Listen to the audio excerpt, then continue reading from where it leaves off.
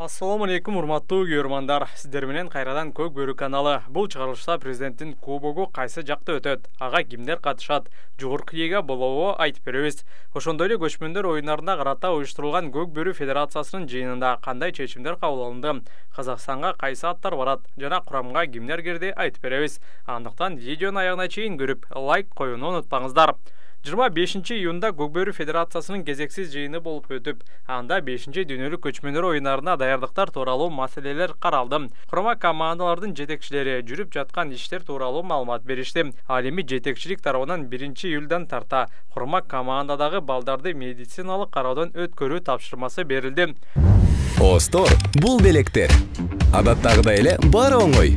Остор дүкөндөрүнүн бирине келип, жапжаңы Infinix сатып аласың да, экинчи смартфонуңду белекке аласың. Булар менен бүтпөйт. Дагы сонун 2 белек сеники. Керемет. Сага смартфон керекпи? Сага белек керек.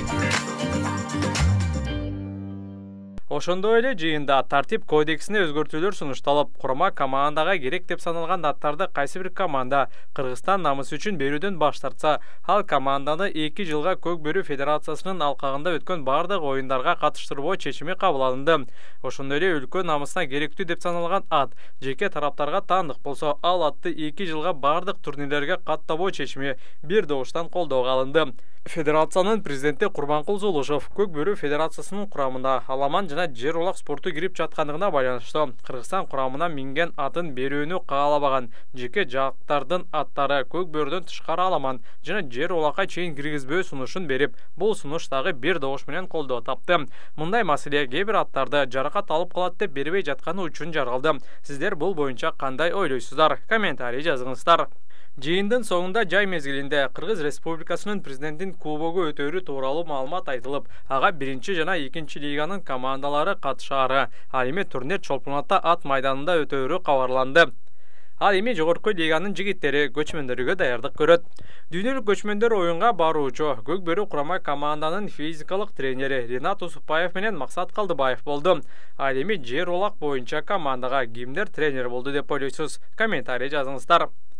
Көк Бөрү боюнча курамага ынтымактан 8 улакчы кирди. Алар Жолдошбек Орозбаев, Дастан Сагынбек уулу, Норуз Ратбек уулу, Эрлан Төлөбеков, Кушчуба Илис уулу, Нуржан Мелисбек уулу, Байрамбек Рыспеков жана Өмүрбек Эсен уулу. Бул курамга Баяман Муралим уулу менен Таштемир Байлубашев кошулду. Дагы 2 оюнчу азырынча сыр боюнча калды. Кимдер деп ойлойсуздар? Ал эми Көкпар курамасына Достуктан 8 оюнчу кирди. Алар Кыяс Ниязов, Бексултан Абдикалил уулу, Марлис Койгелдиев, Нурбек Юсупов, Улан Насакеев, Эмирлан Жеңишбеков, Манас Ниязов, Ильяс Исаков. Бул курамага Аскат Аскаров, Кубаныч Султан уулу кошулду. Дагы 2 оюнчу ким болушу мүмкүн? Комментарий калтырыңыздар. Мен карьерамда биринчи жеңиш болот 9 май. Эгемендүүлүк, Норуз, Аллага шүгүр баардыгын уттум. Эми бир максатыбыз айыл өкмөт болду. Айыл өкмөт калды. Айыл кубогун ута элексиз. Буюрса, айыл өкмөттүн кубогу калды. Оюн абдан курч болду. Счет 1-1, 2-2. Акыркы салым бизге насип эткен экен. Аллах таалама шүгүр. Чексиз шүгүр. Мени түз жанды. Коргоочулук милдетти кандай аткардым деп ойлойсуз? Эми ал эл тараза. Болгон аракетти жумшадым. Болгон аракет жумшадым. Ийгилик. Рахмат сиздерге.